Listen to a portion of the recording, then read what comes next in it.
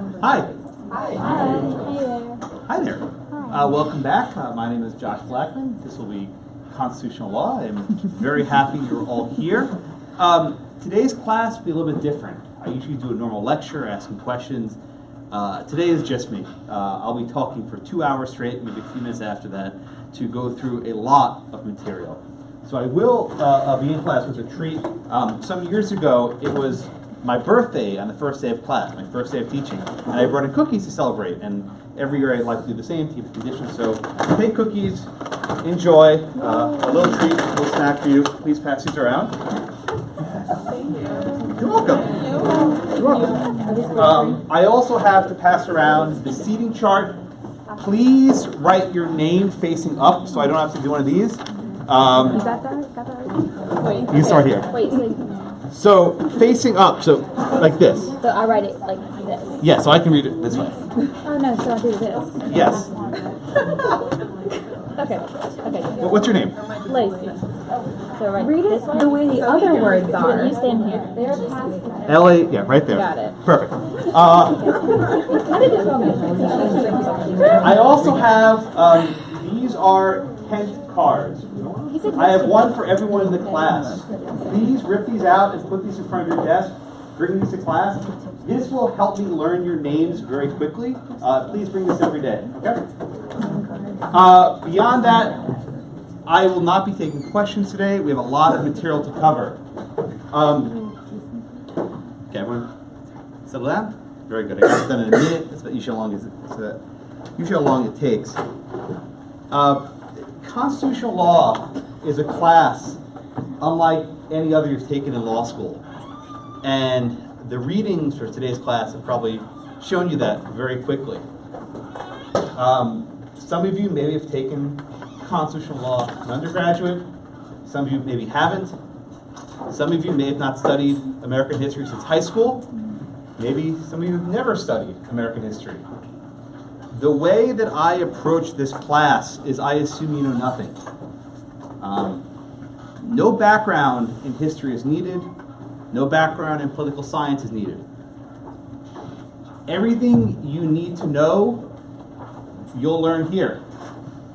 But there's a lot of material to cover. This is a 4-credit class, and unfortunately, you only have 4 credits. I wish ConLaw was more like 6 credits, maybe even 8 credits, but you're stuck with 4. So we have a lot of material to go forward. And my purpose for this very first day of class is to walk you through the entirety of our 3 founding documents.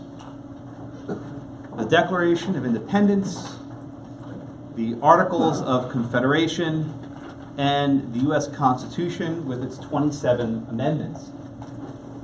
Many of you may have read portions of the Constitution, an amendment here, an amendment there. You might have heard parts of the Declaration read at a barbecue on the 4th of July, maybe. And maybe some of you have heard of the Articles of Confederation, but never actually read it. That ends with this class. So for the remainder of the course, I'll be talking a lot. I'll be giving you a lot of information. You can take notes. I encourage you not to simply write down verbatim whatever I'm saying. All the lectures are recorded. That's what that thing is. It goes right to YouTube, immediately available after the class. Don't knock it over, please. Thank you. I'm trying this out this semester with this tripod. I think it's good, but I will trust you not to knock it over. Thank you. But pay attention and think about what I'm telling you, and don't just blindly peck it into your notes, because it won't do you much good. So our study begins, and I'll be using the board up here. Hopefully all of you can read that. It's big enough print. Everyone can read that okay? Very good. Yeah, I got to call someone about that. I'm sorry. So if you can lean there, maybe move over. I don't know what's going on with that screen, so I apologize in advance. Our study begins in Congress, July 4th, 1776. Now, I'm sure all of you are generally or roughly familiar what was going on in the world, but let me fill in a little backstory. what we know as the United States today began as a series of colonies of Great Britain. And throughout the late 1600s and early 1700s, these colonies began to develop their own governments, their own courts, their own legislatures, their own commerce, their own industries. Over time, the King of England, King George III, began to be less respective of the rights of the colonists. And there were a series of skirmishes, a series of battles that culminated in a decision in the summer of 1776 that it became necessary for the colonies to separate from Great Britain and declare their independence. Now, it's easy enough for us to say Declaration of Independence, right? What does that even mean? I'll tell you what it means. The people that signed this document were signing their own death warrants. This was an act of treason. To declare independence from England was to assert that the king had no power over you. And that was an offense punishable by death. So when they say the unanimous declaration, and they signed their name at the bottom, they were signaling that they were prepared to die for this cause. Now, what is the Declaration of Independence? It's not simply saying, peace, we're out, right? It was more than that. It was a legal document, a brief, if you will, listing the reasons that compelled the separation and preventing argument about why these United 13 states could no longer be subject to the rule of Britain. Now, the first two paragraphs, I'm sure all of you have seen at some point in your legal studies, but I want you to look at it a little bit carefully. It begins, when in the course of human events it becomes necessary for one people to dissolve the political bands. Think about that. They are literally explaining what's going on here. They're dissolving these political bands that have connected them with another, and to assume among the powers of the earth the separate and equal station to which the laws of nature and of nature's God entitle them. This was an appeal to a much higher authority, right? There's no restatement for declaring independence. There's no UCC for doing this. There's no statute. This is based on a much more fundamental, natural law of how states can interact. A decent respect to the opinions of mankind requires that they should declare the causes which impel them to separation. It's not merely enough to say we're out. The reasons have to be given. We hold these truths to be self-evident. That is, this is so obvious, it doesn't even need to be written down. That all men are created equal. The contradiction in our earliest days of a declaration of equality while slavery prevailed. That they are endowed by their Creator with certain unalienable rights. What does that mean for a right to be unalienable? It's not from the state. It's not from King George. It's from a higher power. And that among these rights are life, liberty, and the pursuit of happiness. This is the reason why government exists. To secure these rights, governments are instituted among men. And they derive their powers not from monarchy, but from the consent of the governed. And whenever any form of government becomes destructive of these ends, it is the right of the people to alter or abolish it. The Declaration, which was primarily authored by Thomas Jefferson, is a legal brief giving the reasons why this separation became necessary. Why? To affect the safety and happiness of the people. But you don't break up just because, right? This is not like, you swipe left, right? There's something bigger. Light and transient causes are not adequate to abolish the forms which you are accustomed. But what is enough? A long train of abuses and usurpations. an absolute despotism. In such a cases, it is the right and the duty of the people to throw off the government. Now, think about this for a minute. They're calling the king a despot and a tyrant. You ever see Alice in Wonderland, Off with Their Heads? Yeah, basically that. They are signing their death warrants.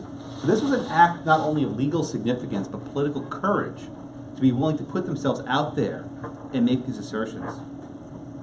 Jefferson continues, such has been the patient sufferance of these colonies, and such is now the necessity which constrains them to alter their systems of government. The history of the present King of Great Britain is a history of repeated injuries and absolute tyrannies. So if you think of this as the legal brief, right? Iraq, remember Iraq? We had a long summer, but Iraq, that was the issue. Independence, right? And the rule, this is the reason why. And here comes the analysis. These are the point-by-point explanations of why this nation must separate. Let the facts, right? The facts section of a brief. Let the facts be submitted to a candid world. And I want to run through each of these grievances. Some of these will make sense. Some of them will make sense next week. Some of them may make sense in a couple years, but they will all click eventually, I promise you.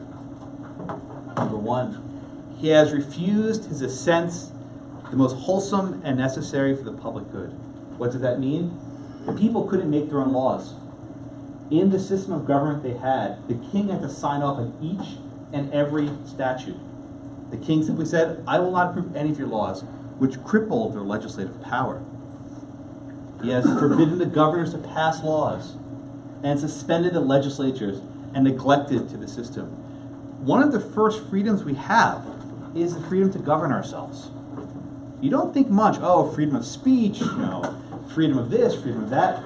The most basic freedom we have is self-governance. The idea of taxation without representation began with this norm. That is our most basic freedom in a civil society. He has refused to pass laws. He has assembled legislative bodies at unusual places far away. He has dissolved representative houses. He has refused to allow others to be elected. Look at this. The first 6 or 7 items are all about the king's restrictions on the ability of the colonists to govern themselves. Number 7, he has obstructed the naturalization. In other words, he prevented people from immigrating to the country, which is an important aspect of governance. He has obstructed the administration of justice. He has refused to establish courts. And more important is number 9. At the time, the judges served at the king's pleasure. And if a judge issued a ruling the king didn't like, you're fired. A judge who has to count on his paycheck from the willingness of the king cannot be very independent. He has erected a multitude of new offices, sent hither swarms of officers to harass our people. What's going on there? Searches and seizures. You will all take criminal procedures soon, right? The idea that they can't search your house without a warrant. Back then, the king would send his custom officers to people's houses, search their belongings without any permission from a court. This was one of the grievances in the Declaration. The next one, 11. He has kept among us in times of peace standing armies. We today have a professional military, a military that serves all year round. By the time of the founding, a standing army was considered dangerous. That is, you would have an army in time of war, and after the war completed, they'd go back to their fields, go back to their farms. But the King of England maintained standing armies that would often quarter themselves, number 14, among the people. That is, putting a soldier in your home, not just so it can use the bed, but so it can keep an eye on you. Number 15 is an important element for lawyers. Any people who are convicted of crimes will be tried not in the colonies, but back in England. Good luck getting a fair jury over there. Okay? Number 17 is perhaps most famous for imposing taxes without our consent. No taxation without representation. And they would transport people for fake offenses beyond the seas. for abolishing the system of laws, and for altering the forms of our government, for suspending our own legislatures, plundering our seas, ravaging our coasts, burning our towns, and destroying the lives of our people. This is very graphic languages. Number 25 was a little bit too real. At the very time in Philadelphia when this document was being drafted, the King of England had already dispatched mercenaries, that he's hired trained soldiers to go to the United States to help put down this booming rebellion, this insurrection from these colonists. He's taken people captive on high seas. He's excited domestic insurrections among us and endeavored to bring on the inhabitants of the frontiers, the merciless Indian savages. What's going on here? The king would often work with Indian tribes to help attack on the frontier, what was then the western frontier, which is now basically Ohio. But there were these attacks by the Indians, and Jefferson blamed them and blamed the British for this transgression.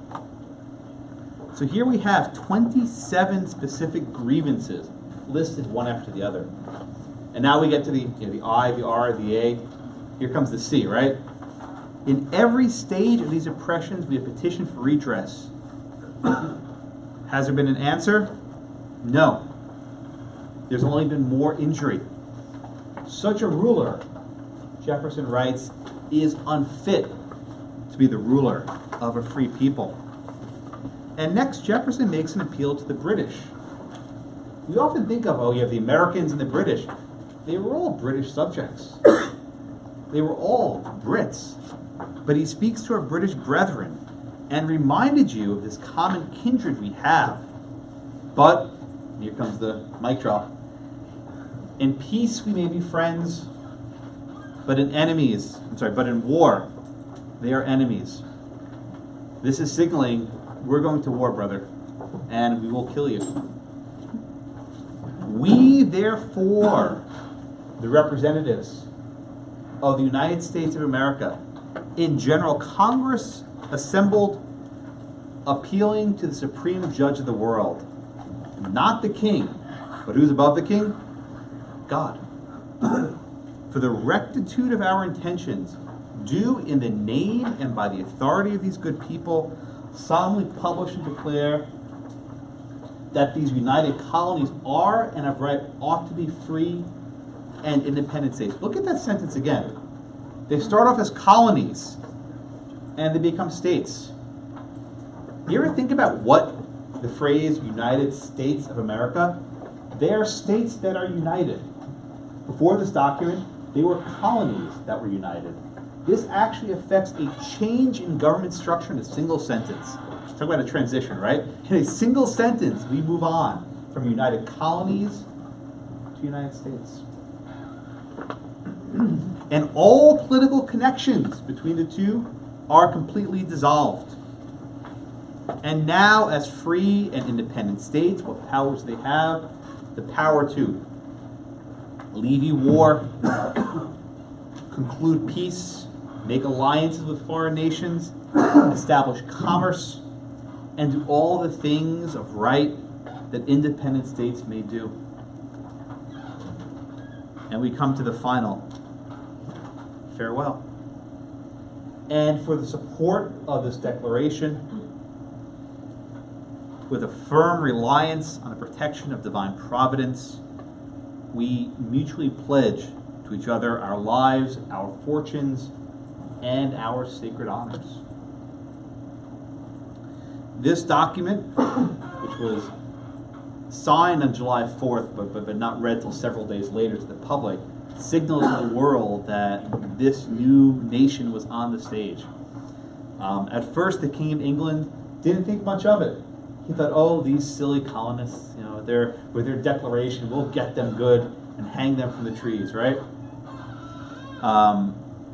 As we'll find out in the course of history, over the next 5 or 6 years, the colonists waged a war against the British that few people expected for the Americans to win.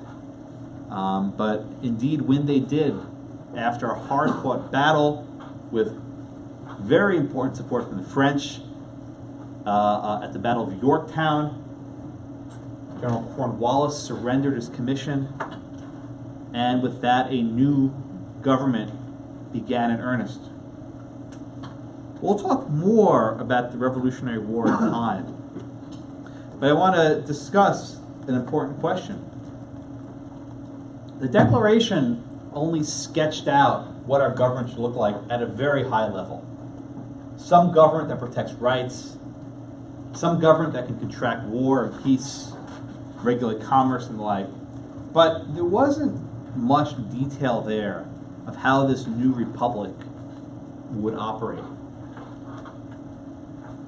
Over the next few years, 1779, 1780, 81, 82, the states began to realize we need some form of government to unite our states, right? United States, to unite our states. The first attempt at such a government was a document known as the Articles of Confederation. Now, the word Confederation you probably associate most with the Confederacy of the South. But this is a word in political science that goes all the way back to ancient Greece. Confederacy refers to a group of states that are each independent, but have some sort of bond or connection between the lot of them. Right? That's what a confederacy is. So look at this document, this Articles of Confederation. To all whom these presents shall come, we, the undersigned delegates of the states, affixed to our name, send greetings. An article of confederation and perpetual union between these states. This was not forming a single government. What this document was saying is, we are still independent states. We're Virginia, we're Pennsylvania, we're Rhode Island. But we want to have some things in common. We want to take some of our power, our sovereignty as independent states, and give it over to this central government. And in exchange for giving over the central power, this central government will give us stuff. Protect us, wage war, and do other things.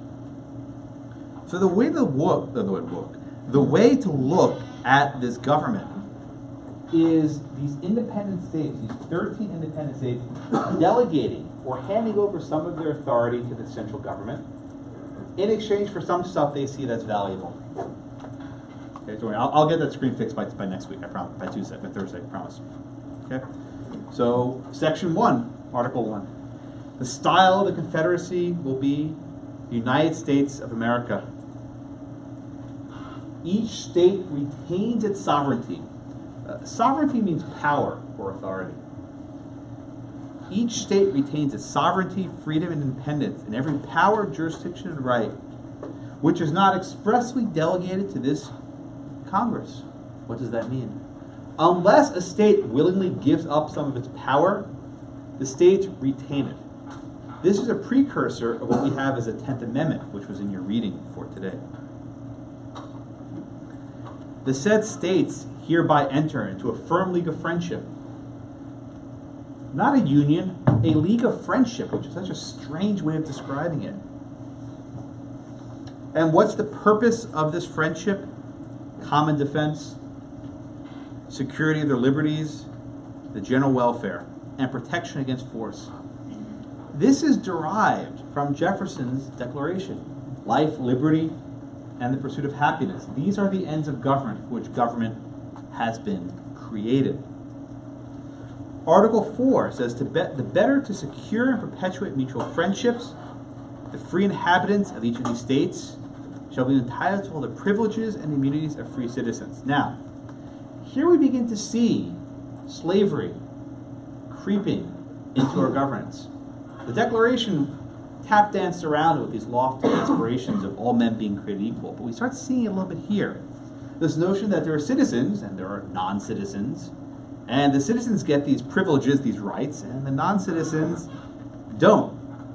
And fugitives from justice would include runaway slaves. And the people of the states shall have free ingress and egress. and shall be able to engage in trade and commerce.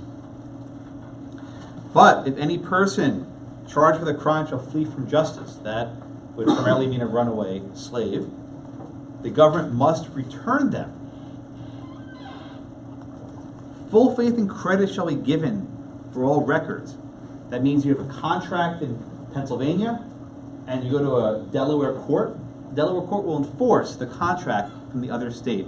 This was an important early step to making a nationwide market for commercial law. Okay? Now, we all know, or maybe we should know, I don't assume, that our government has several branches. We have a Congress, which consists of a House of Representatives based on population. We have a Senate, which is based on fixed number of senators. Every state has 2 senators. We have a presidency, elected every 4 years. We have a federal judiciary, federal courts. The original government under the Articles of Confederation did not operate in this fashion. There was a single Congress, but it was not based on the votes of the people nationwide.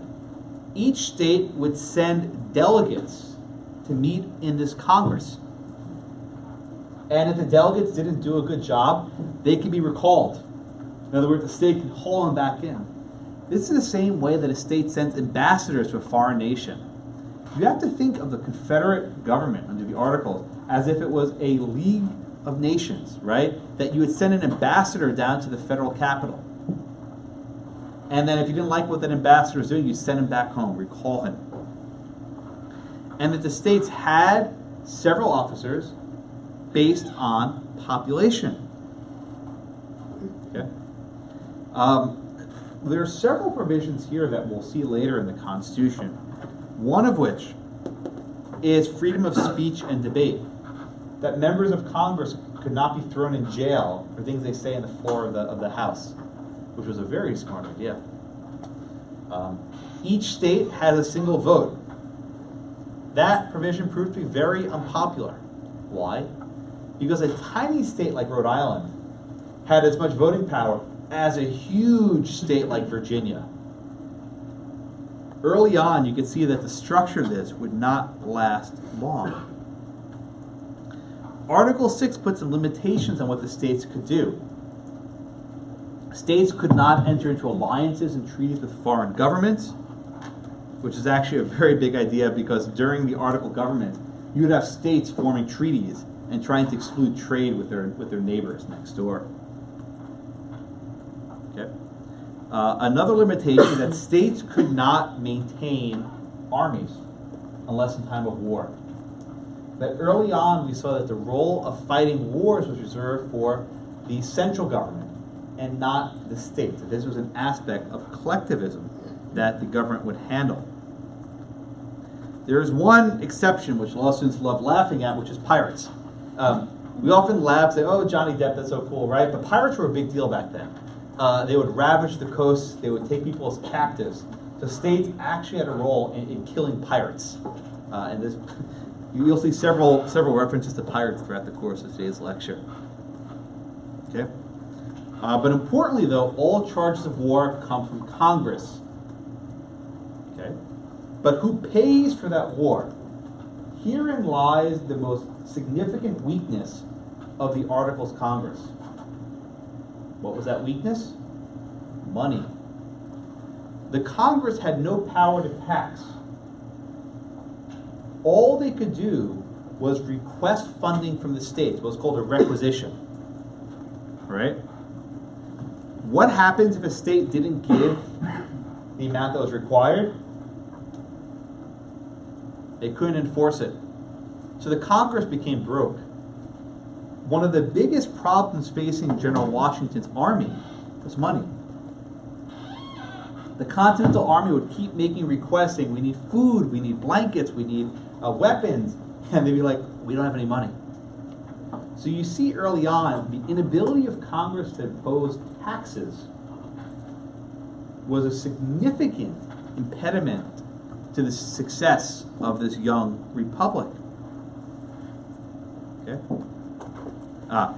More piracies. Under our system of government, we have courts.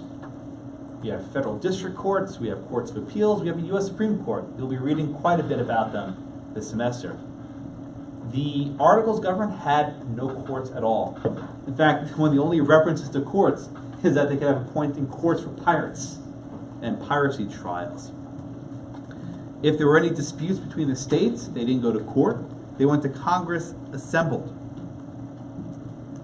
Okay? Go down a little bit. All right. Okay. Now we've been reading the articles for some pages, and all we're talking about is Congress. Now here's a trivia question. Who was the first president of the United States? I'll give you a hint. The answer is not George Washington. George Washington was the first president elected under our Constitution, right? Under our Constitution. By the way, I have pocket constitutions for all of you. I forgot them today. I feel like an idiot. I'll bring them on Thursday. You're wondering. I'm so sorry. I forgot them. I brought the cookies and I took the wrong bag. So they're in my office. I'll bring them to you on Thursday. I promise. But we'll all get one of these on Thursday. I promise. Okay. Was that? The priorities are on point. Cookies are great. Well, I actually would disagree with the priorities, but I'll that can feed you for a moment. This will feed you for a lifetime. But I haven't mentioned the presidency. So the first president of the United States in the article was a guy named John Hanson. Never heard of him, did you? John Hanson. They won that on Jeopardy one day. But the reason why you've never heard of John Hanson is, do you want the cookies? Is that what you want? I will give you a cookie because you wrote your name correctly the right way. Yep. There you go. So the reason why you've never heard of John Hanson is that because under the Articles of Government, the president had no power. He didn't do anything. He served a term. He had no role. So it was mostly a useless figure. So here you have Congress. Each state, regardless of its size, with one vote. No courts, no presidency. This government was not made to be lasting very long. And very quickly, it became apparent that this government wouldn't work out. So I want to focus on, here it is. Okay. I want to focus on this provision, Article 13. Every state shall abide by the determinations of Congress assembled, and the union shall be perpetual. Okay? Perpetual means forever. So even though they were writing this in the early 1780s, they were saying, oh man, this is going to be around forever. It didn't even make it a decade. But they said, well, maybe we'll have changes, right? Any alteration shall be made must be agreed to by the legislatures of how many states? All of them. So if any changes were to be made to this document, all of the legislators had to agree.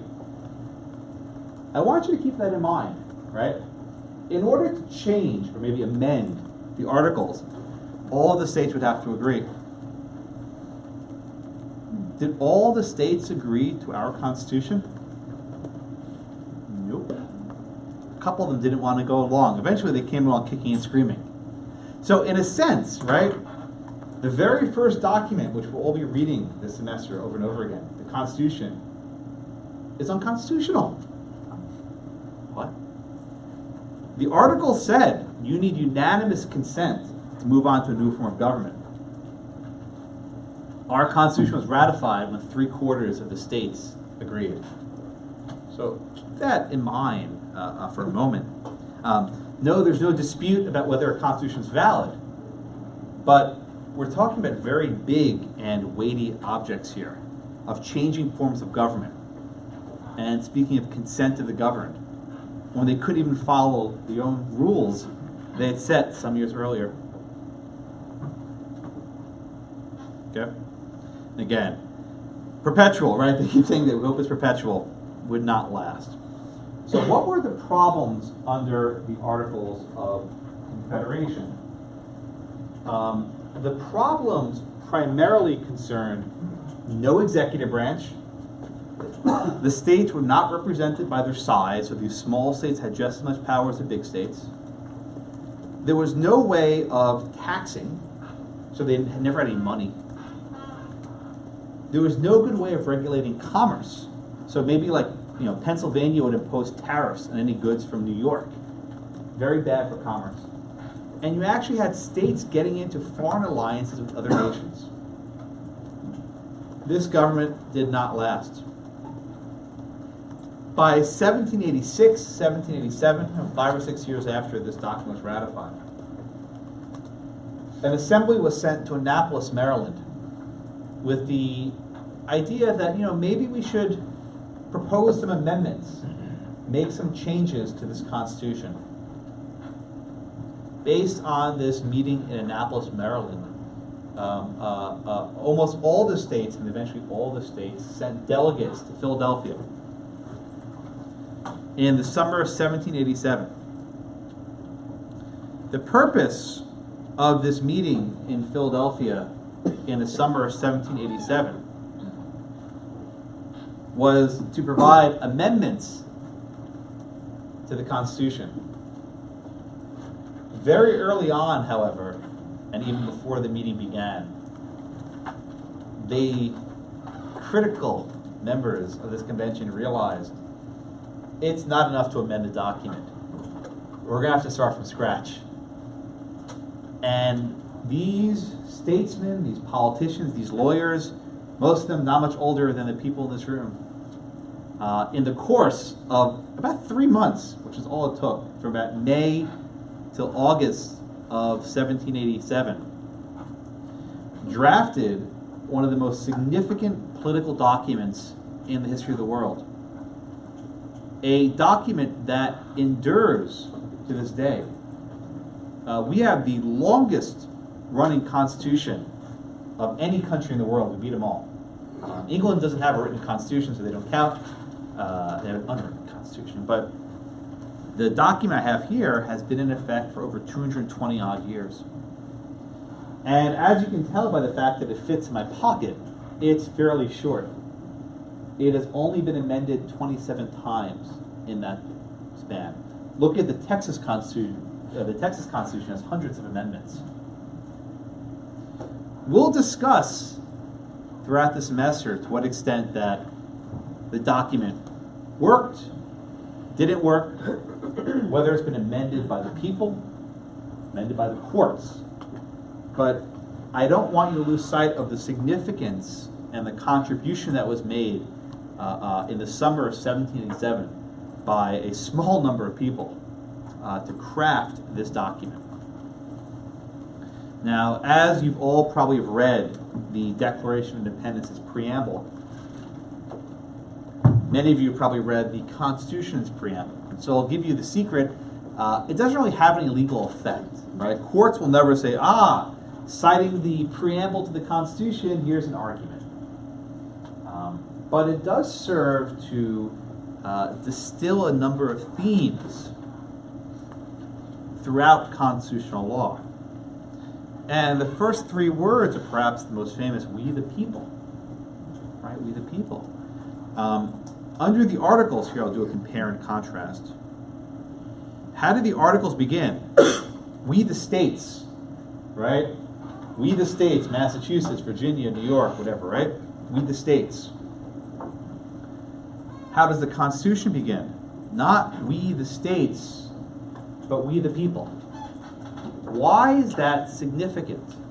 It's a shift in an understanding of where the power resides.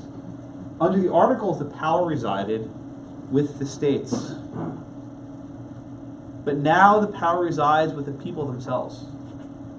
The Articles were approved by the state legislatures. The Constitution, in contrast, is approved by the people. Not all of them, but some of them, in the form of state ratifying conventions. So we, the people of the United States, in order to form a more perfect union, this was a little bit more realistic. It's not coming out and saying, yep, perpetual union, we're off, we're here forever. they were pragmatic in saying we want to form a more perfect union. Keeps getting better and better. To what ends? To establish justice, to ensure domestic tranquility, provide for the common defense, promote the general welfare, and secure the blessings of liberty to ourselves and our posterity. This was a sincere hope that this document would endure past the current generation. Not everyone believed that would be the case. We ordain and establish this Constitution for the United States of America. Profound, right? The document itself is divided up into several articles. And yes, this will be an exam. Everyone starts writing fiercely, right? You'll need to know when I say Article 1 what I'm talking about. When I say Article 2, you'll need to know what I'm talking about. I regret you don't have your little pop constitution today, but you'll have plenty of time. So you can put this in your notes now and you can fill it in later. Actually, I realized at 1:58 that I forgot the Constitution. I said, can I run up? No, it's not enough time. So, anyway. Article 1 of the Constitution concerns Congress. So here's an easy way to remember this, right? We have three branches of government: Congress, the executive, and the president. Alphabetical order, right? C, E, P. Article 1 is Congress. Article 2 is the executive. Article 3 is the judiciary, right? Congress, executive, judiciary. You got it? Okay, good. So Article 1 defines the Congress. And our Congress is defined by two houses. You have the House of Representatives, and then you have the Senate. And the very first sentence of Article 1, Section 1 establishes what powers Congress has. All legislative powers herein granted shall be vested in a Congress, which consists of a Senate and a House of Representatives. And I want to focus on this first clause for a moment. All legislative powers herein granted. What does that mean? Congress only has the powers given to it by the Constitution. Herein means like in this document. Those are the powers that Congress has. Congress does not have the power to do whatever the heck it wants. It only has the power to do what is herein granted. Understand? So all legislative powers herein granted will be in the Senate and the House. The House of Representatives has members chosen every 2 years. That's the length of the term. By the people of the states. No person shall be representative unless you're 25. So if any of you turn 25 soon, you'll have your first constitutional birthday. I celebrated mine, but a couple since. At least one since. Presidency coming up soon. I'm almost eligible. So almost there. That's my. You don't want this president. It'll be a bad idea. You have to be 25 years of age and 7 years citizen. Now, the next portion is one that you've probably all heard of. I want to explain how it operates. This is the 3/5 clause. Let me read it to you.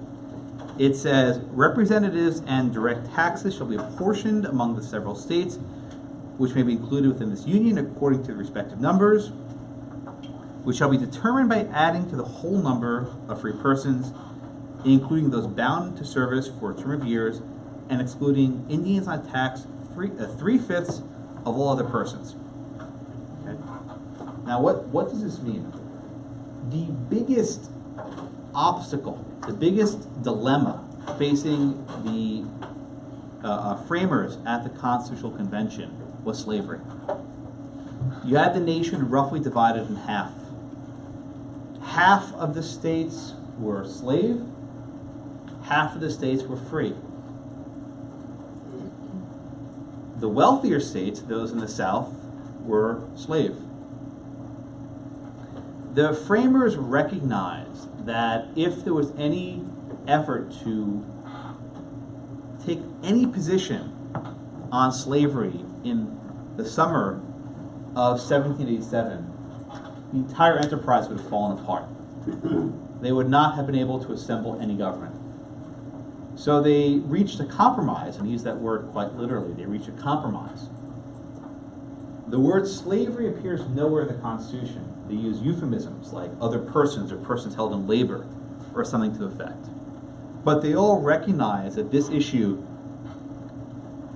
wouldn't go away. And indeed, another 40 or 50 years later, this issue ballooned up and eventually led to a full-on civil war. A war fought, primarily at least, over the issue of slavery. So one of the compromises that was reached is this 3/5 compromise. Now, it doesn't mean what you think it means, right? When you study this in school, it's like, oh wow, the Constitution says, and the Southerners only wanted African Americans to count as 3/5 of a full person. It's actually the other way around. There are two aspects of this clause. There's representation and taxation. Representation in the House was based on population. The more people you had, the more members of Congress you would have. Believe it or not, the Southern states wanted to count their slaves as full 100%, 5/5. Why? They'll give them more members of Congress. The North said, no, count the slaves as 0. Why? Reduce the representation of the South in Congress. So indeed, the compromise of 3/5 was more to the benefit of the South. They wanted 100%. They realized that that the slaves would not be contributing to the tax base. So that part wasn't important. It was representation. Now, why is this representation important? The fugitive slave trade. So you're all familiar with the so-called triangle trade, right, where slaves were sent across the Atlantic from Africa. The Constitution basically says, we're not going to touch the slave trade until 20 years later. That's to be 1808. But everyone knew that date was coming. Had the South had full representation of all their slaves, who obviously couldn't vote, but they could still count for members of Congress, the slave trade would have never been eliminated. So at least with this compromise, there were enough votes in the North to eliminate the slave trade in 1808, 20 years hence. But this was a very uneasy decision, and it's one that every couple of years Congress decides to read the entire Constitution. They oh, it sounds great, let's read the Constitution. No one wants to read this part, right? They always skip over this part. But it's an important part to study because it is part of the Constitution. Okay. The next provision discusses the census. The reason why we have a census, right? It's not just people can knock on your door and say, how many people live here, right? The reason why we have a census is to determine representation in Congress. This was a very important element of our government. Okay? And also, House of Representatives has the power of impeachment. So by a simple majority vote, the House can decide to bring someone up for charges of impeachment. Impeachment is a two-step process. First, the House files what are called articles of impeachment. That only requires a majority vote. Then a trial is held, not in the courts, but in the Senate. And the Senate actually operates as a court and tries the person. And if 2/3 of the Senate agrees, the person is tossed out of office. Okay? Article 1, Section 3 moves on to the Senate, the other branch of our legislature. Now, today, we all vote for our senators, right? Of course, we should vote, but we should all vote for our senators. At the time of the founding, it wasn't like that. The state legislatures selected senators, and they sent them to the federal capital. That was changed by amendment some years later, but initially, at least, the states had a role in selecting half of our government. Critically, though, while the House is based on population, more people, more representatives, the Senate was fixed. Every state had 2 senators. And this is one of the compromises that allowed the Constitution to be ratified. You had the big states like Virginia, and you had the small states like Rhode Island. All right? How do we have a constitution where a huge state has the same representation as a small state? This was the so-called Connecticut Compromise, that in one house, representation will be based on population, and the other house, representation will be based on a fixed number, 2. So every state has 2 senators, and every state has at least 1 representative. California, I think, has 55 representatives. Wyoming has 1 representative. So in the House, it's based strictly on population. Okay. And your next constitutional birthday, when you turn 30, you're eligible to run for senator. Mazel tov, that will be your gift. But here, oh, what's this? This vice president. Now we had no real presidency under the Articles, but here we have this new figure popping up, this vice president. Now the vice president doesn't do much. It's a pretty worthless job. One thing he does do is he casts a tie-breaking vote if the Senate is in lock. That's one of the few things a vice president can do. And here's this thing about impeachments. I mentioned this before. The Senate holds trial to impeach. And one interesting factoid, if the president is being impeached, and it has happened a couple times, we had a Senate trial twice. The Chief Justice of the United States presides. Wait a minute, whoa, who's this Chief Justice? We have a system of federal courts in our Constitution. You see, they give you little hints and preview of things to come later. It's a coherent document in many respects. Okay, Article 1, Section 4 discusses the manner in which elections shall be held. I encourage you to take a class in election law. It's increasingly important. Ditto for Article 1, Section 5. This one doesn't come up much, but if any member of Congress breaks the rules, Congress can expel him. It requires a 2/3 vote. It does not happen very often. Okay. Article 1, Section 6. This is actually strikingly important. Members of Congress are paid by the U.S. government. They don't depend on their home state for a salary. Why is that important? When you depend on your home state for a salary, they call the tunes, right? Whoever pays the piper calls the tunes. This created an independence that the members of Congress would rely on the U.S. government to cover their costs. We saw this before, that members of Congress should not be arrested for things they say on the floor. Okay? Article 1, Section 7. The biggest deficiency of the Articles government was they didn't have any money. They couldn't raise any funds. Now, the House of Representatives could raise revenue directly. This was an important attribute of this new government. Wait a minute. How are bills supposed to be passed? What's known as bicameralism and presentment. Bicameralism and presentment. Bi meaning 2, cam meaning house.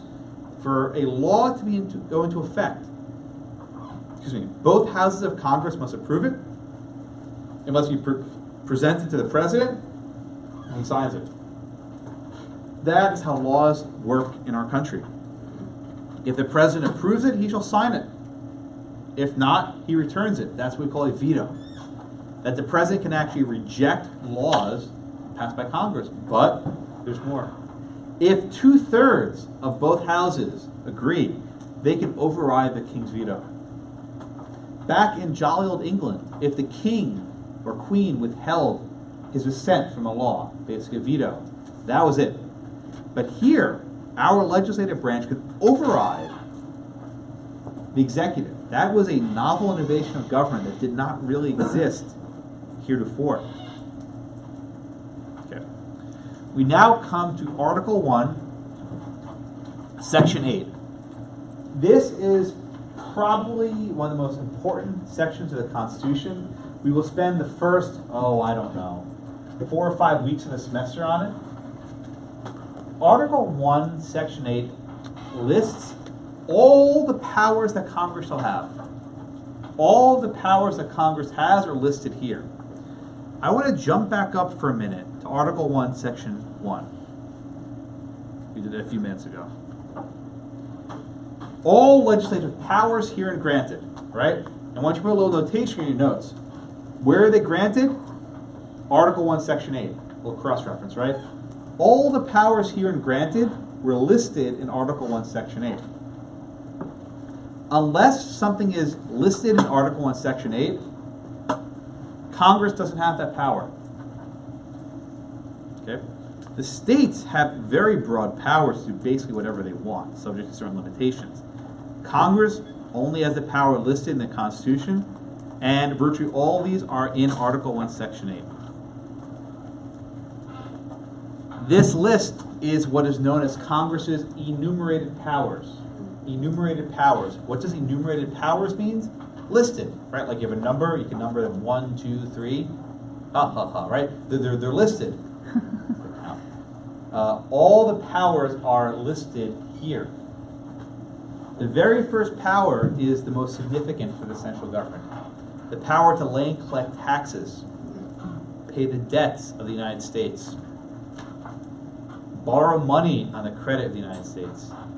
These first two powers will allow us to become a republic in the world stage, to borrow money and then tax people to pay it.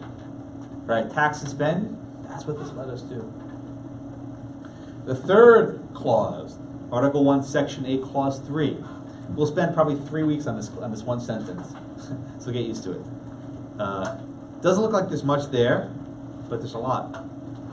The Congress shall have the power to regulate commerce with the foreign nations and among the several states. What is commerce? What does it mean to be among the several states? We'll get there. But at a minimum, this gives Congress the power to ensure that certain commercial transactions between the states are not frustrated. That Pennsylvania can't enact a tariff on goods from New York. That there has to be the free flow of commerce. We'll spend a lot of time in this provision. We'll put a nice big star next to it. Congress has the power of naturalization, that is immigration. They can regulate bankruptcies. They can coin money. Establish postal roads. It seems important enough. They can promote the progress of science and useful arts. They can constitute tribunals inferior to the Supreme Court. Whoa, what's the Supreme Court, right? We'll get there later.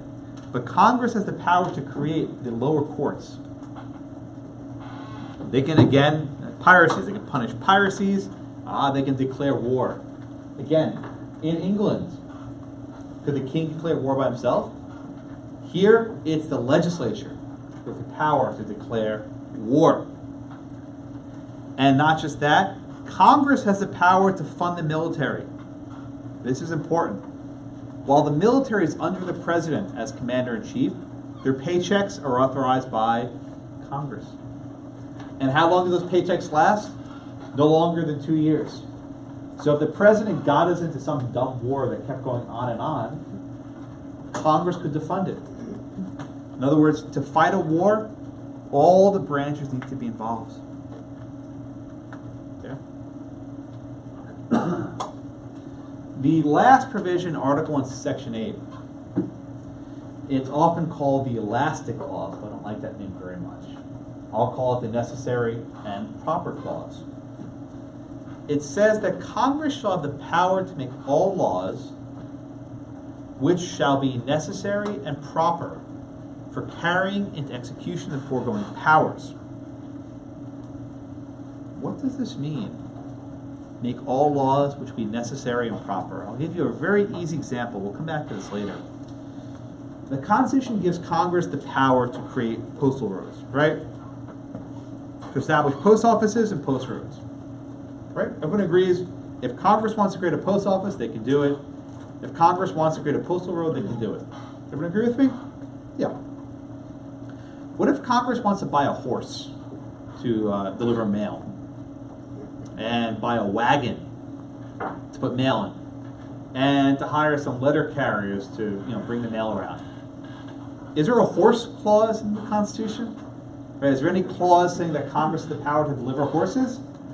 No such clause exists. But in order to have a mail system, I think everyone would agree that it's absolutely necessary to have horses and carriages and letter carriers, right? You can't have a guy walking by himself with 2 feet. You need a system of horses back then. So we would say, In order to have a postal system, a necessary and proper condition of that is having horses. Therefore, Congress has the power to buy horses. That is a simple way of understanding the necessary and proper clause. It gets a lot harder, but that's the general gist, right? That the Constitution is elastic. You can do some stuff that's not clearly written down. How elastic that clause is will be subject to one of the first major constitutional challenges. A case called McCullough v. Maryland, which involved whether Congress had the power to charter a Bank of the United States. By the way, notice how I haven't mentioned any cases yet. I shouldn't have mentioned that one. Sorry, I should have. I love this class because we're not bogged down by the Supreme Court. They do lots of stuff which has nothing to do with the Constitution, but this is all about the text. You'll get to cases later. Yeah, but I will try hard not to mention any of their cases the rest of the day. I think I can do it. We move on. The inscription on the book, by the way, the textbook you have, it says Barnett and Katz. It's Barnett, Blackman, and Katz. I'm the new author of the book, coming in January, which is, you're stuck with the old one. Yeah, I know. I'll give you some excerpts. I'll give you some PDFs of the new version. We got some cool stuff in there. I'll give it to you later. But the inscription is something to the effect of, to those who believe the Constitution is more than what the Supreme Court says, and I wholeheartedly agree with that. They're not the only ones. Article 1, Section 9. Here again we see slavery creeping into the Constitution, both that naming. It says, the migration or importation of such persons. Who are the such persons? Slaves. But they don't use the word. It's a subject of great scholarship. Why didn't they use the word? Was it a matter of embarrassment, a compromise? You go back and forth. They didn't use the word. And a lot of abolitionists, like Sandra Spooner, Frederick Douglass, and others, insisted that slavery was unconstitutional because the Constitution couldn't even name it. The migration of such persons as any of the states now existing shall think proper to admit shall not be prohibited before 1908. What's going on here? This is the slave trade. I mentioned this earlier. Congress reached a compromise. We cannot ban the slave trade for another 20 years. Why 20 years? Maybe that'd be long enough for them to get their act together. Maybe the issue would have faded. Maybe they would have reached some compromise. It's a generation away. People didn't live quite so long back then. 20 years, who knows, the Republic may not even be standing. I mean, the Articles of Confederation lasted 5 years. Who knows how long this one will last. Also in Article 1, Section 9, habeas corpus. This is a important writ which we'll mention later when we do the Guantanamo Bay cases. But in our legal order, if the government wants to detain you, they have to give a reason why. They can't just lock you up without a rationale. And what the writ of habeas corpus means bring me the body, right? Corpus, body. You go to a judge, you say, why am I being detained? And you get that right. A bill of attainder is a law meant to punish one person. So if the statute says, Josh Blackman shall go to jail, that is a bill of attainder, no good. Also, you cannot pass an ex post facto law. That is making something that used to be legal criminal. So let's say I'm driving today, the speed limit's 65, I'm going 60. I'm cool. Tomorrow they change it and say, no, the speed limit was always 50. And say, you're arrested, you were speeding. No good. You cannot have a law retroactively changing the punishment. Okay, no titles of nobility, so we can't have any princes. I may mention the Foreign Emoluments Clause later because it's relevant to the semester. But certain federal officers can't receive gifts from foreign governments. Okay, so Article 1, Section 9 puts limits on Congress. Article 1, Section 10 puts limits on the states. So this is new. The Articles of Confederation said nothing about the states. They could, basically do whatever they wanted. Here, there are substantive limitations on the states' powers. States can't enter any treaties or alliances.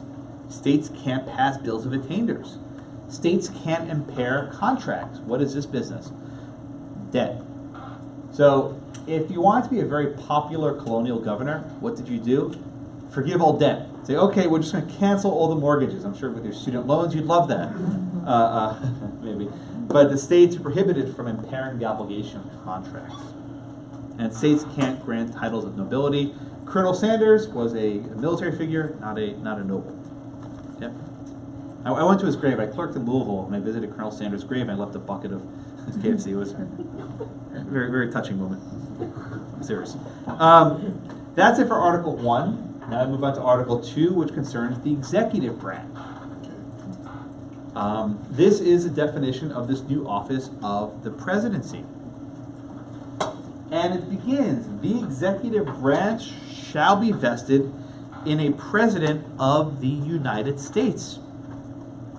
He shall hold his office during the term of 4 years, and together the vice president chosen for the same term. This is a huge deal. There were many members of the framers in the summer of 1787 that wanted a monarch for life, Hamilton among others. They thought that we should just have a monarch appointed by the people or elected by the people who could serve for life. The imposition of a 4-year term for the presidency was revolutionary. In the world, usually you served till you died or you were deposed. Usually wasn't something you stood for election. So this was a very, very significant decision. Also, we get the idea that the president only has what's known as the executive power. The executive power. The president can't do whatever he damn well pleases. He's limited to what the executive power is. The difficulty, my friends, arises by asking what exactly are those executive powers. Unlike in Article 1, which lists them, commerce, post office, yada, yada, yada, right? In Article 2, they're not listed. They got a few things scattered here and there. But the notion of the executive power is not just what's here and granted, but much broader. The Constitution goes on to describe how the president is appointed. We all know about the Electoral College. We don't vote for the president directly. And under the original Constitution, the way it worked was that the president and the vice president weren't on the same ticket. Whoever got the most votes was president, and whoever got the second most votes were vice president, right? So imagine, Trump and Clinton being on a ticket, right? That wasn't much different when Thomas Jefferson was the vice president to John Adams, and Adams and Jefferson hated each other. So this didn't work out well. It was fixed by amendments some years later. Okay. No person except a natural-born citizen can be president, and in cases of removal or the president's inability to discharge his duties, the vice president takes the position. Okay. Here comes the oath. So the oath of office is one of the most important aspects of the Constitution because it indeed transforms the person. He takes his oath that I will faithfully execute the oath of office, the office of the President of the United States, and I will, to the best of my ability, preserve, protect, and defend the Constitution. If you notice, what is he taking an oath to? He's not taking an oath to the people who voted for him. He's not taking an oath to, any interest group. He's taking an oath to the Constitution, right? This little document that he, put his hand on, put it in your hand. Presidents such as Lincoln and others have cited this oath as the basis for their authority to do some pretty remarkable things. Keep in mind this oath. Article 2, Section 2 lists some of the executive powers. Not all of them, but some of them. He shall be the commander-in-chief of the militia. So in this sense, like in England, the president is both a civilian officer, but with supervision over the military. The president can grant pardons. This may be coming up soon. The president shall have the power to make treaties, but with the Senate's permission. So even though the president has fairly wide-ranging powers over international affairs, he needs the Senate's consent, 2/3, not majority, 2/3, to approve a treaty. And while the president can appoint ambassadors and other public figures, including Supreme Court judges. He can only do so with the advice and consent of the Senate. In other words, the president is checked by the Senate. If he wants to have a treaty, there's a check. If he wants to put on a judge at the Supreme Court, check. There's very little in our government where the president can act unilaterally. Almost everything the government does, some other branch has a say on it. He can't pass laws by himself. Congress passes laws. If the president vetoes, Congress can override the veto. It's often said that the courts are the least dangerous branch, and the Congress, perhaps, is the most powerful branch. It may not always be true, but that was perhaps the original design. The president can deliver the State of the Union. He can adjourn Congress or convene them. And this is an important clause that doesn't get nearly enough attention. He shall take care that the laws are faithfully executed. What does that mean? You remember at the outset of class in the Declaration, there were all these episodes where the King of England simply didn't enforce the laws. He didn't allow laws to be put into effect. Here the president must execute the laws. He can't just let things go. It is a duty to faithfully execute the laws. Article 2, Section 4. What happens if the executive misbehaves? Impeachment and removal. And again, remember, those are two steps. Just because you're impeached by the House doesn't mean you're removed from office. So after you're impeached by a House by majority vote, the Senate can remove you 2/3 vote. Okay? That's Article 2. If you notice, it's a lot shorter than Article 1. The powers of Congress are spelled out with a lot of specificity, but the powers of the executive are pretty open-ended.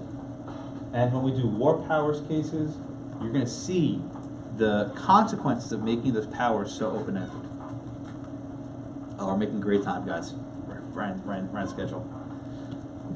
Article 3 is the judiciary, the federal courts. Article 3, Section 1. The judicial power of the United States shall be vested in one Supreme Court. So the Supreme Court of the United States is not created by statute. It's created by the Constitution itself. Right? It's created by the Constitution itself. Nothing Congress could ever do can eliminate the Supreme Court. It's like Keith Richards will be here forever, right? It can't go away. But Congress does have the power to ordain and establish inferior courts. Now, it's not they're inferior because they're stupid, right? They're lower courts. You have the courts of appeals, you have the trial courts. Congress can create those from time to time. But again, here we see a departure from the Declaration of Independence. Judges of the Supreme Court and the inferior courts serve their position during good behavior. What does that mean? As long as they don't screw up and get impeached and removed, they keep their jobs. Unlike in England, they're not dependent on the king's will. And more importantly, their salary shall not be diminished during their continuance in office. So in other words, the Congress can't cut their salary if they issue rulings that are unpopular. It also doesn't mean they get salary increases. That becomes important because judges often complain that they'll get pay raises and the cost of living, they don't get that. So the salaries stay the same forever, basically. Article 3, Section 2 describes the jurisdiction of the courts. Now, you also actually studied this already. You won't believe me, but we did. In CivPro. Subject, matter, I see the chills, right? Jurisdiction. Oh, right? 28 U.S.C. odd on here, right? Subject matter jurisdiction. Unlike state courts, federal courts have a specific, limited jurisdiction. They can only hear the cases for which Congress has given them jurisdiction. Are there limits on what sort of jurisdiction that Congress can give to the courts? I never considered that question. Yes. Congress can only give jurisdiction to federal courts where the Constitution says the judicial power shall extend. Beyond this, Congress has no power. So if it's a case arising under this Constitution, Grable v. DeRue, remember that? Arising under? Sound familiar? Federal question jurisdiction? You should be nodding yes. Yes, I know you learned this. I know you did. The cases arising under the Constitution, where does that come from? Right here. I'll give you another one. The controversy between citizens of different states. I know you learned this one. Right? Yes, or someone said it, right? Someone ratted you out. Yes. I'll highlight that for next year. Yeah. Diversity jurisdiction. Why do you have diversity jurisdiction? Not because Congress passed a statute, but because the Constitution said that's one of the cases where federal courts can exercise jurisdiction. Okay?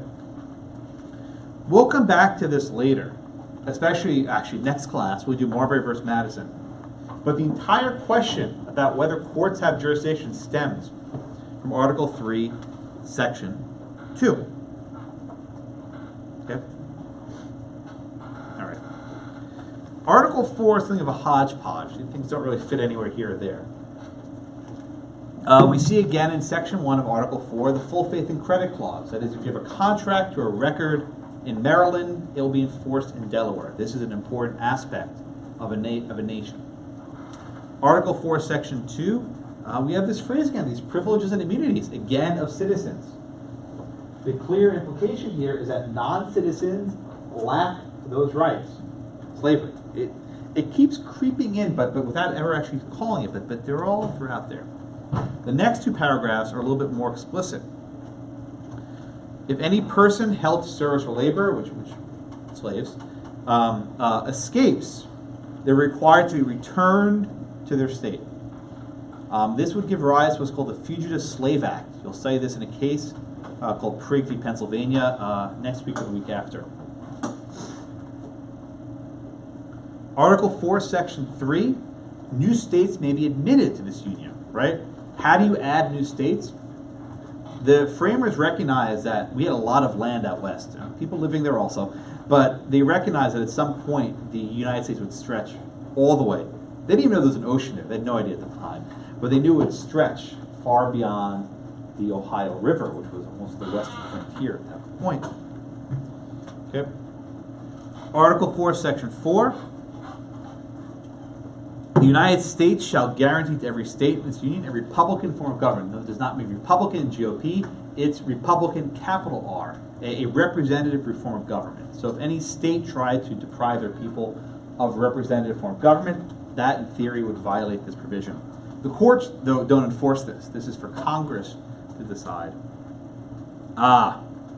So you remember I said a few minutes ago that the Constitution is unconstitutional? Article 5 is why. Article 5 says you can amend the Constitution in a specific fashion.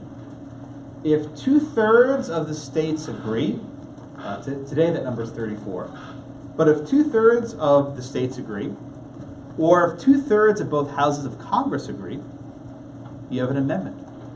To ratify it, that is to finalize it, you need 3/4 of the states. In other words, if 3/4 of the states agree, you too can change the Constitution.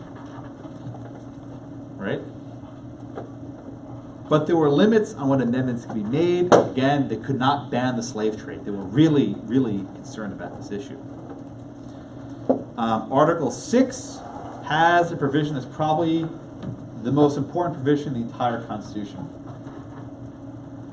This Constitution and the laws of the United States which will be made in pursuance thereof, and all treaties made, or which shall be made, under the authority of the United States, shall be the supreme law of the land. That is significant. It's saying that federal law is supreme over state law. So if Pennsylvania passes a statute that conflicts with the federal law prevails. And the next part, and the judges in every state will be bound thereby. anything in the Constitution or laws of the United States to the contrary, notwithstanding. Now, you're going to read for class on Thursday, Marbury versus Madison, which you probably all heard about, and you all heard that John Marshall invented judicial review. Bunk, not true. The idea of a court invalidating laws was much older than John Marshall. He wasn't that smart. He didn't invent it. He was smart, but not that smart. Overrated, in my opinion. Yes. But here, at least, you're suggesting that the judges are bound to enforce the Constitution. And that's not just the federal judges. There were actually no federal judges at this point. It was also the state judges. Okay? And here comes Article 7. Remember that bit that said the Articles of Confederation are only valid, can only be changed if all the states agree? Remember that part? How many states must agree to ratify this Constitution? Not 13, 3/4, 9. So, in this sense, the framers were saying, yeah, we know that the Constitution requires, the Articles required all 13 states to approve it. We don't care. We're good with 9. And once they got 9, they were off to the running. Not all the states wanted to join this republic. There was actually a lot of concern. The ratification process was long and drawn out. It took over about a year and a half, almost 2 years. Eventually, though, all the states fell in line. And our young republic had 13 states. So that's the Constitution. It was written in the summer of 1787.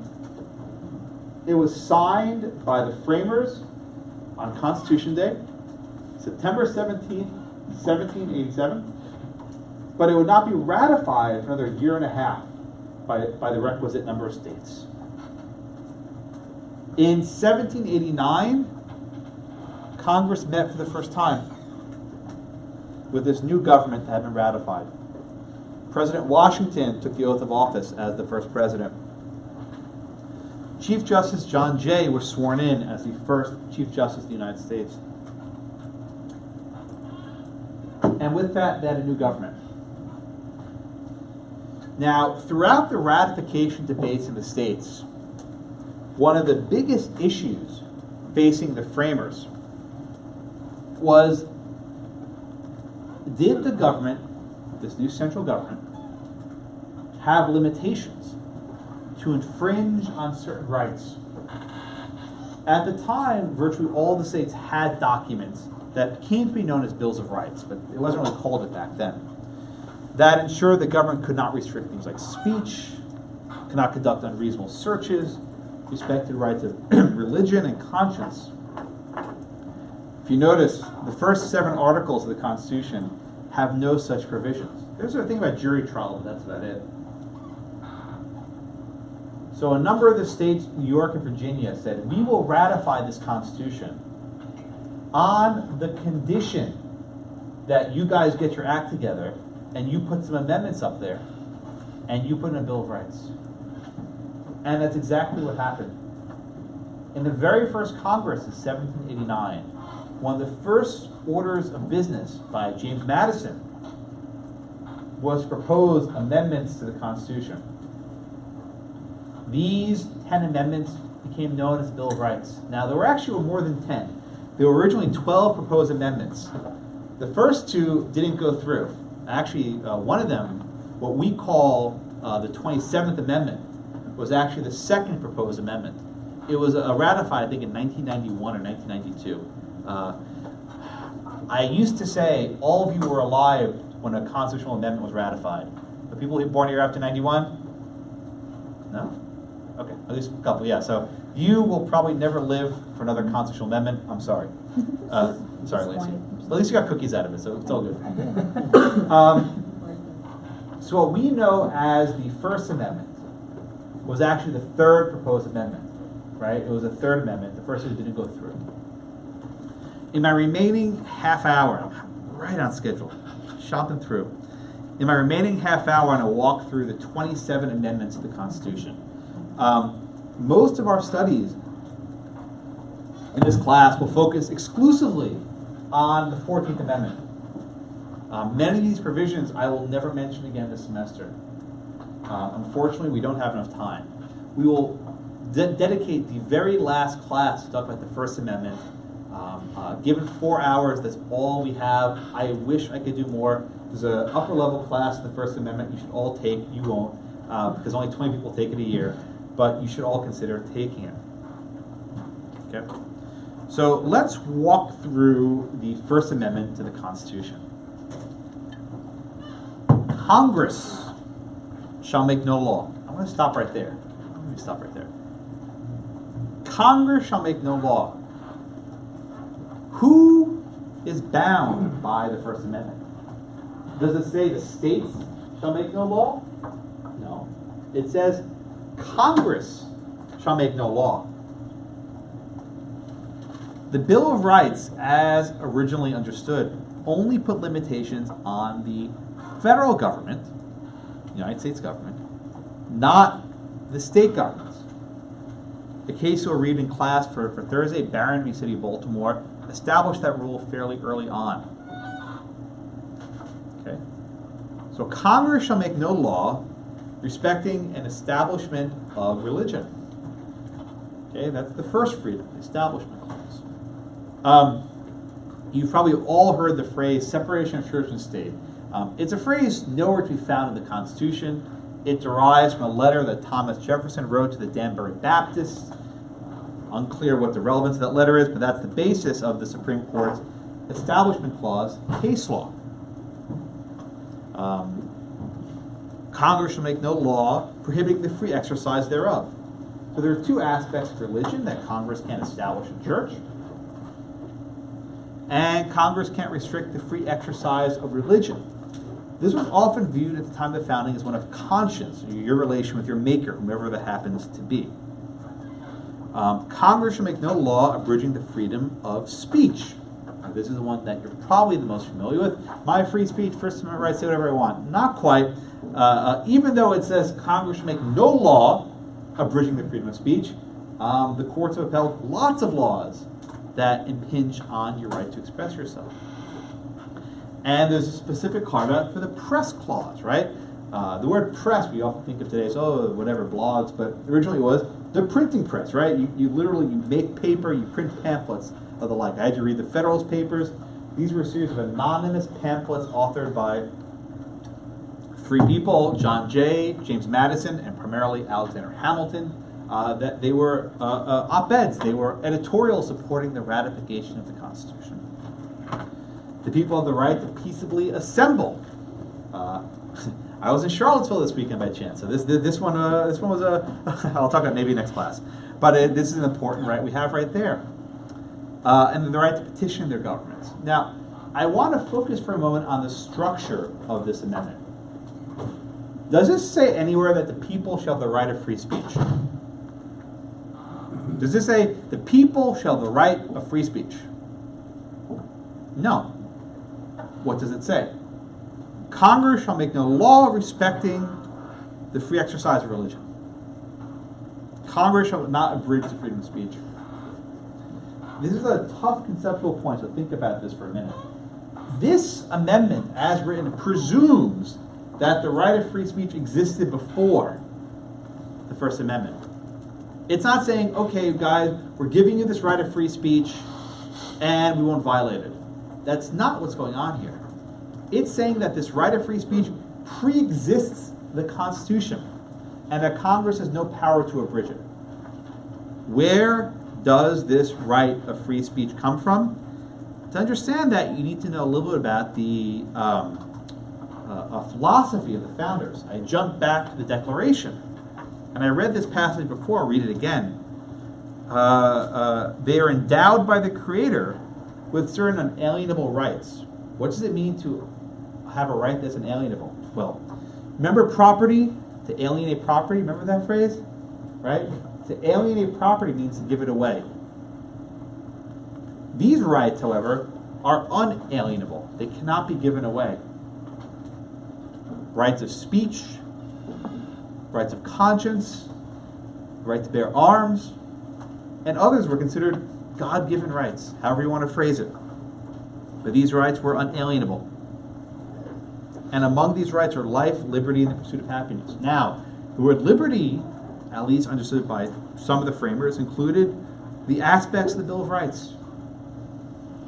They put these rights in specifically to ensure that governments could not violate them. Even though these rights were viewed as unalienable, they worried that some governments may try to infringe upon them, and they were expressly baked in there. And then these 5 freedoms in the First Amendment were listed up there that the Congress could not violate. I'll return to the First Amendment the very last day of class. That's all you guys get. Sorry. I wish I had 6 hours of ConLaw. I could do so much more this night. I have 4. If you notice, you don't take a break. I actually did the math. If you take a break, I lose about 2 classes. Like I actually lose 2 full classes. So no breaks. Way too much to cover. It's true. The Second Amendment, a well-regulated militia being necessary to the security of a free state. The right of the people to keep and bear arms shall not be infringed. Again, I wish I had time for the Second Amendment. I don't, but I'll give you a brief introduction. There are 2 aspects of this amendment, as the courts have understood.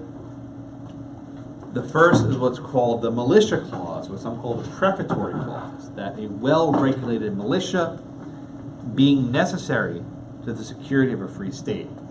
The second has been called the rights clause, or the operative clause, which provides the right of the people to keep and bear arms shall not be infringed. What is the relationship between the militia clause and the rights clause? This is something the courts have split bitterly on, 5-4. But as it stands now, the right of the people to bear arms is an individual right that is not connected to service in any militia. Okay? We move on to the Third Amendment, the lonely child of the Bill of Rights, one that never seems to get much attention, but it's still there. It's still up there.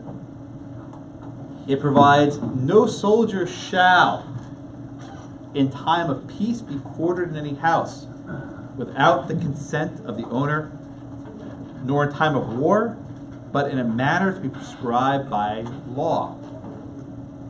What's going on there? You'll recall one of my favorite provisions in the Declaration. Jefferson wrote, "He has erected a multitude of new offices, and sent hither swarms of officers to harass our people and eat out their substance." Sounds gross, right? But what's going on there is King George had sent officers to search the colonists without a warrant. Right? He had sent officers to live in their homes to quarter their troops. Okay? That would not be permitted unless the owner gives consent. But in a time of war, Congress can pass a statute to requisition quartering. Now, you say, Josh, the Third Amendment never comes up. It actually does. It's litigated every now and then. There was a case a couple of years ago involving it was some sort of national park, and there was some sort of natural disaster, maybe a hurricane or a storm or something, and a park ranger basically broke into a guy's house and was like trying to take shelter there. So of course the homeowner brings a Third Amendment claim, saying he was a quarter troop. There was another case more recent where the police wanted to investigate on someone's neighbor. And they said, we want to come in here and set up a camera to look out at someone across the street. And the guy said, no, I don't want you to do it. The cops did anyway. They basically came in and they set up a camera to surveil someone across the street. They brought a Third Amendment claim. Didn't work. The court said, even if the Third Amendment applies to the states, it's not clear that it does. A member of the police is not a soldier. So therefore, there's no soldier quartering. So the amendment doesn't have much teeth. There was a headline in The Onion, the parody magazine, saying the Third Amendment Foundation is proud there's no more violations of the amendment. Maybe, actually. Moving on. The Fourth Amendment. You will study the Fourth, the Fifth, and the Sixth Amendments when you take criminal procedure. You taking that this semester or next semester? Next semester, I'm sorry. You'll take this one next semester. These amendments are direct responses to the King's abuses of the criminal justice system. The Fourth Amendment focuses on unreasonable searches and seizures. Okay? The right of the people to be secure in their persons, houses, papers, and effects against unreasonable searches and seizures shall not be violated. So if you actually read the text of the Constitution, the police can search your stuff so long as it's reasonable. What does it mean for a search to be reasonable? Stay tuned for next semester. There are hundreds of cases for that. Note though, a search does not need a warrant to be reasonable. Under today's law, a warrantless search is presumptively unreasonable. Back then, you didn't always need a warrant, but if you did, you needed to show probable cause. By the way, what's a search? The cops look at your cell phone. Is that a search?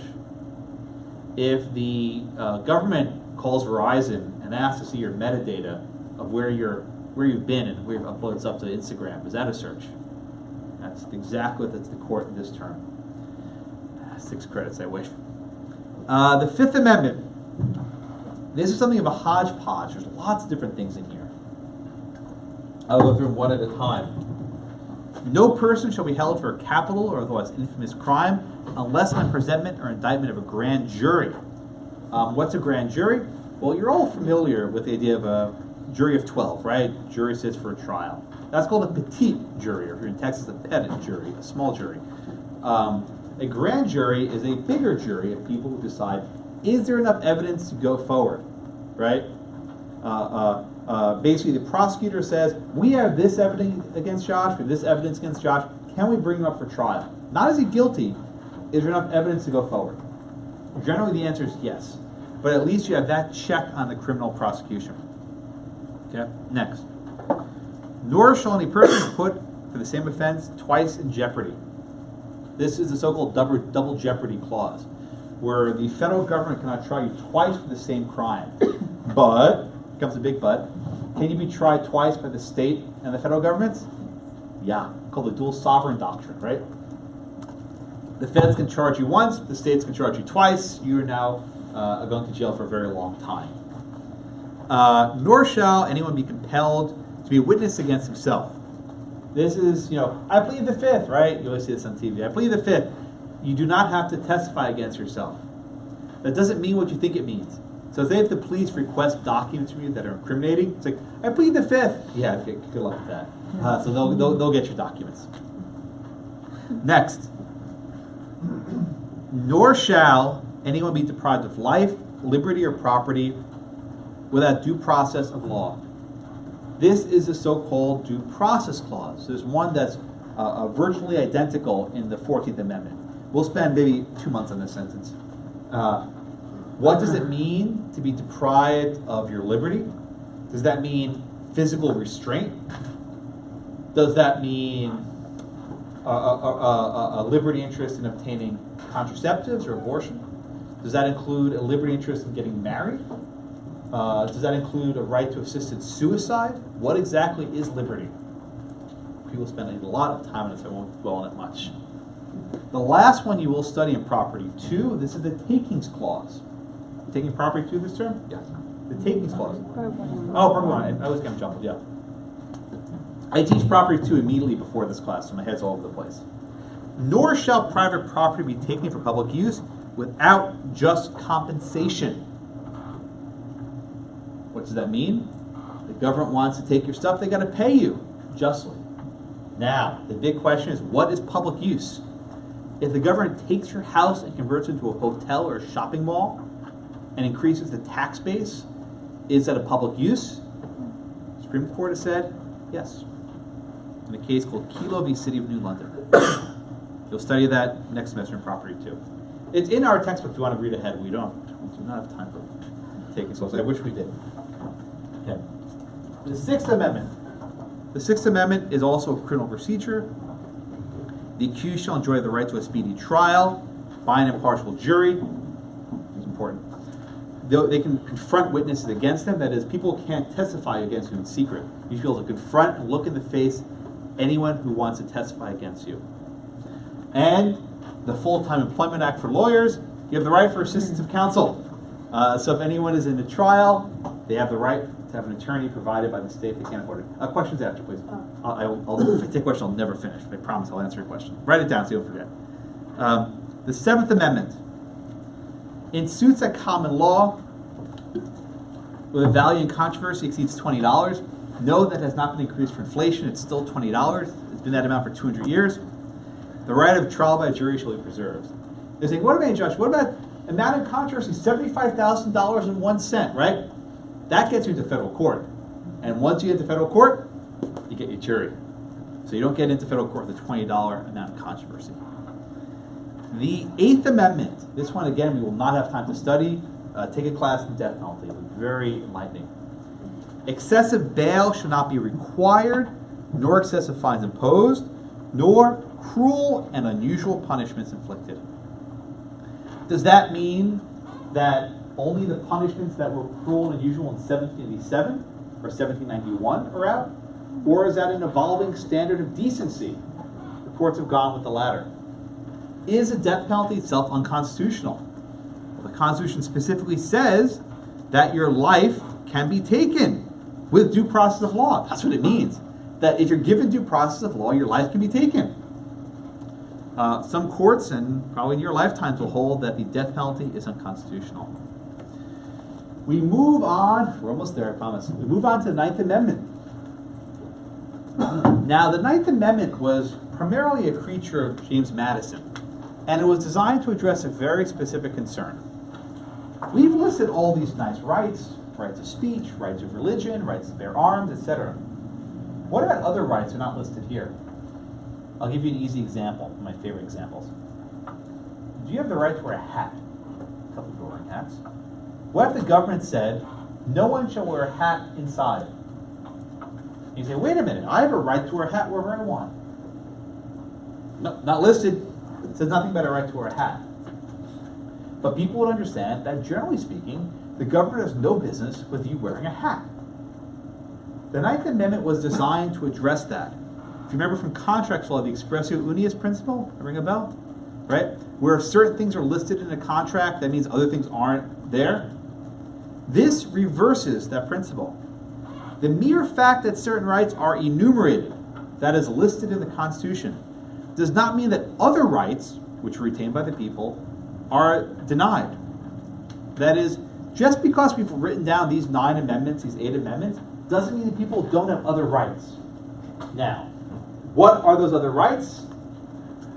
Who gets to determine what those other rights are? And are they judicially enforceable? Are questions the courts still have not quite squared.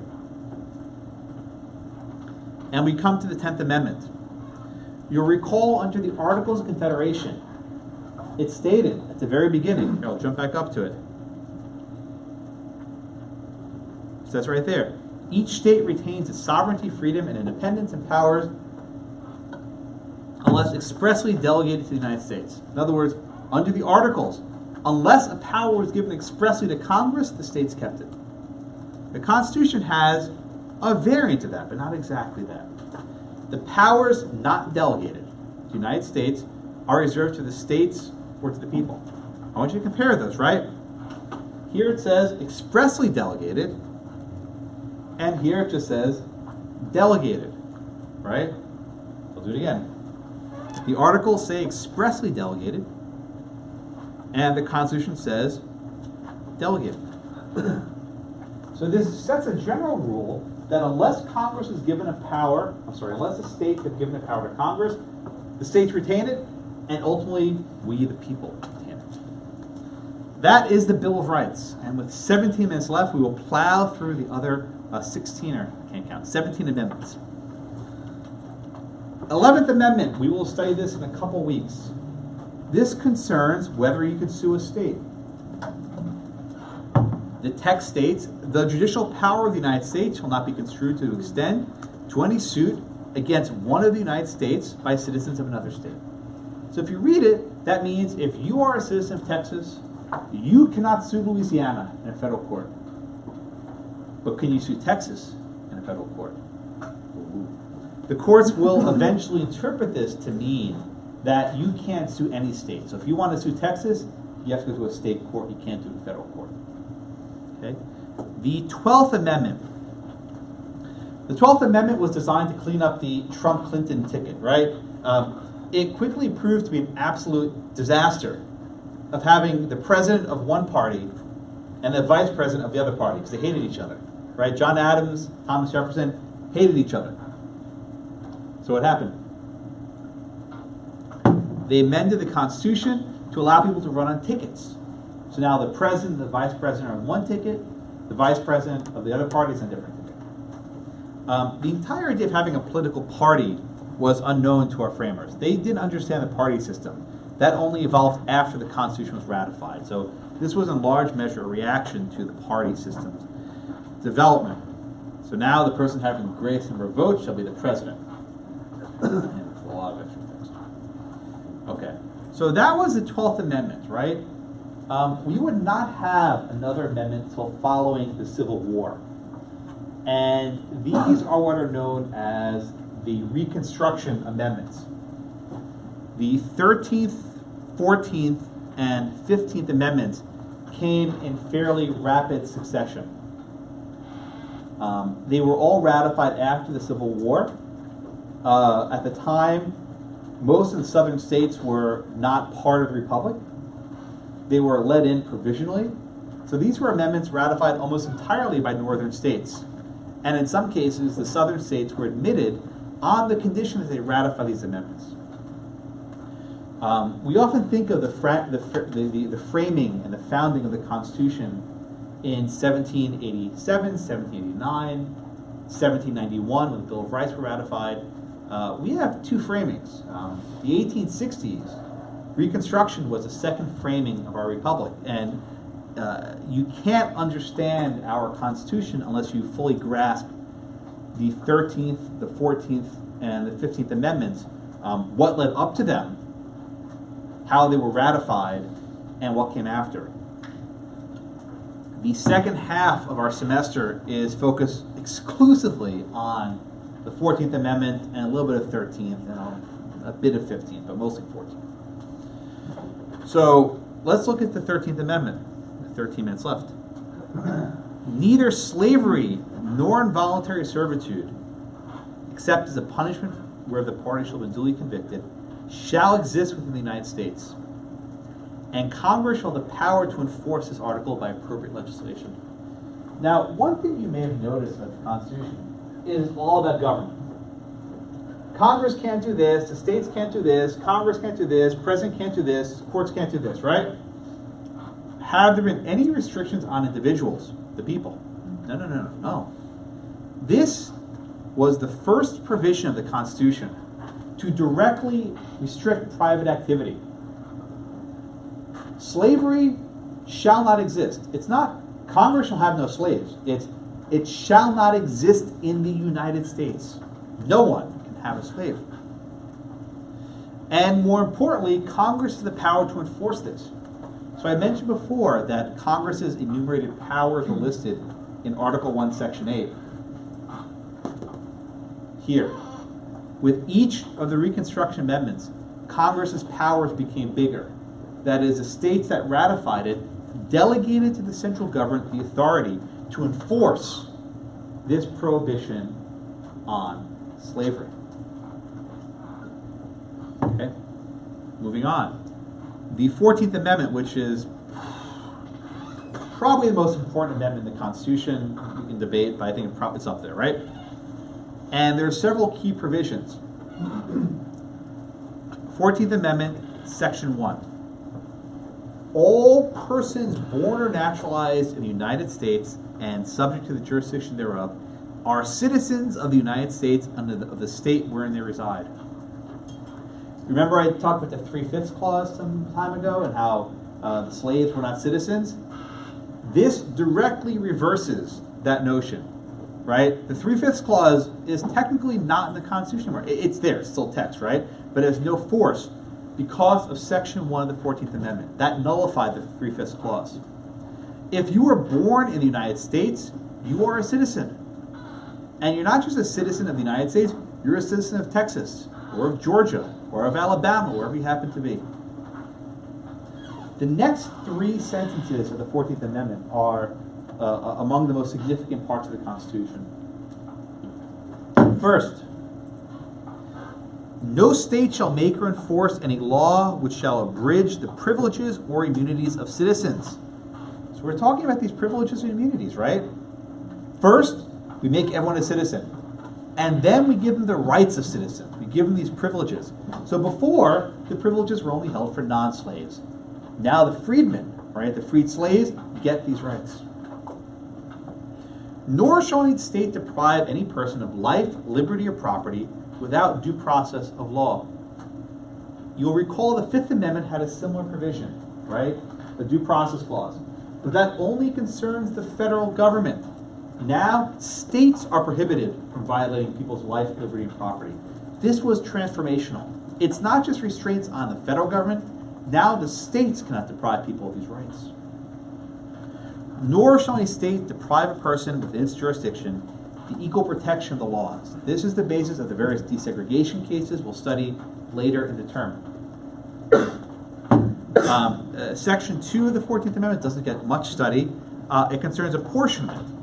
And if a state deprives certain people of the right to vote, they're supposed to lose representation in Congress. Okay?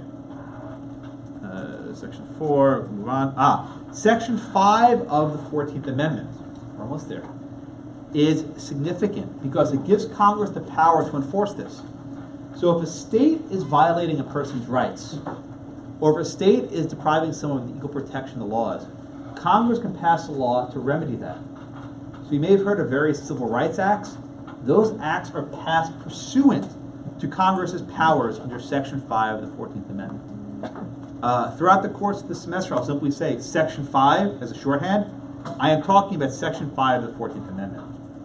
One thing for your notes, though. Congress shall have the power to make and enforce appropriate legislation. What does it mean for legislation to be appropriate? And can courts invalidate laws that are deemed inappropriate? Coming soon. The 15th Amendment is the final Reconstruction Amendment, which concerns the right to vote. It says the right of citizens to vote shall not be denied or abridged on account of race, color, or condition of servitude. That means slaves.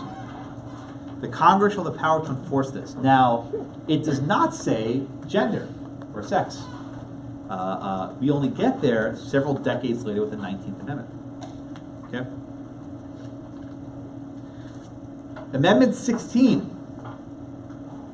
Congress has the power to impose an income tax. Before the 16th Amendment, there was no income tax. Congress can impose taxes on duties and excises and other sorts of land taxes, but not on your income.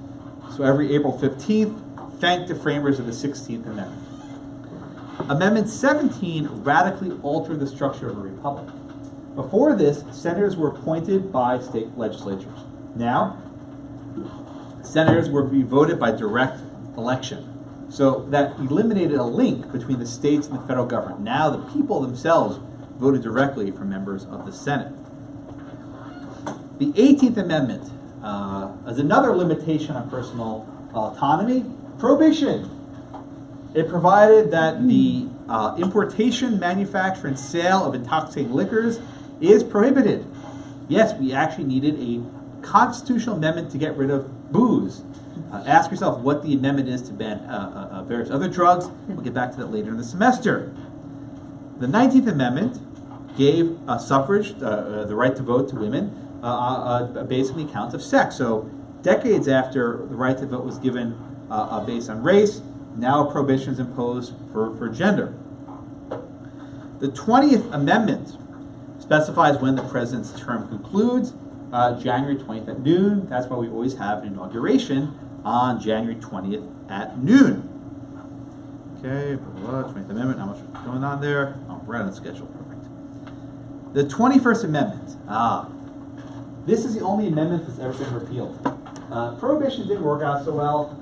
I expect lawsuits a little bit too much about alcohol. You shouldn't. Drink less, please, if you're unfit. But I'm serious. I mean it. The 21st Amendment, the rates of substance abuse for lawyers is the highest of any profession. I mean it. The 18th Amendment was repealed by the 21st Amendment. But states still have the power to ban alcohol. Any of you live in a dry county? None of you? Oh, I used to. Okay, good. So some counties are dry because of Section 2 of the 21st Amendment. The 22nd Amendment was the FDR Amendment. It says that you can't be elected to the presidency more than twice. George Washington set a tradition over 200 years ago where he said, I will step down after 2 terms of office. Every president more or less followed this. Teddy Roosevelt tried running for a 3rd term. He lost. His cousin Franklin won re-election a 3rd time and a 4th time, then he died. Congress amended the Constitution to prevent that conglomeration of power. The 23rd Amendment concerns the right to vote for the District of Columbia. This is a federal enclave. It's not a state. It's this weird middle-of-the-road thing. They can vote for president, but they have no representation in Congress. The 24th Amendment concerns poll taxes and other literacy devices, which were used to help disenfranchise African Americans. And this amendment was designed to eliminate that. 25th Amendment. This is one of some discussion today. In case of removal of the president, the VP becomes president. The 25th Amendment spells out a fairly elaborate mechanism where if the majority of the cabinet determines the president is incapable of discharging his duties, they can actually remove him. But think about what the 25th Amendment is. It's basically a coup, right? It's allowing members of the cabinet to overthrow the president. I mean, it's constitutional because the Constitution allows it. I think there's a very slim to zero chance we'll ever see this invoked, but it's in there in the 25th Amendment. The 26th Amendment is one, I think, of questionable prudence, allowing 18-year-olds to vote, but they now have the right to vote. Okay, and drum roll, please. The 27th Amendment. No law varying the compensation for the services of the senators and representatives shall take effect until an election of a representative shall be intervened. What does that mean? Congress can't raise its own paycheck. Any increase in salary takes place after the next election. Why? Because if people don't like Congress raising their own salary, they can throw the bums out. This amendment was first introduced in 1789. 1789. It was not ratified until, what was it, I think 1991, I was 50 years, 91, 92, 1991, right? I'm sorry, 92. Michigan became the final state to ratify it. And I'll close on this funny story. It was actually a student at some school somewhere who wrote his paper on this amendment. And he said, hey, look, this amendment has been ratified by a number of states, but it needs like one more. And he got like a C on his paper. Because the professor said, oh, this is stupid. You can't ratify an amendment that began 200 years ago. Apparently you can. And enough states ratified. It's part of the Constitution. And with 3 minutes to spare, I am done. Thank you all so much. I'll see you on Thursday. Breaking.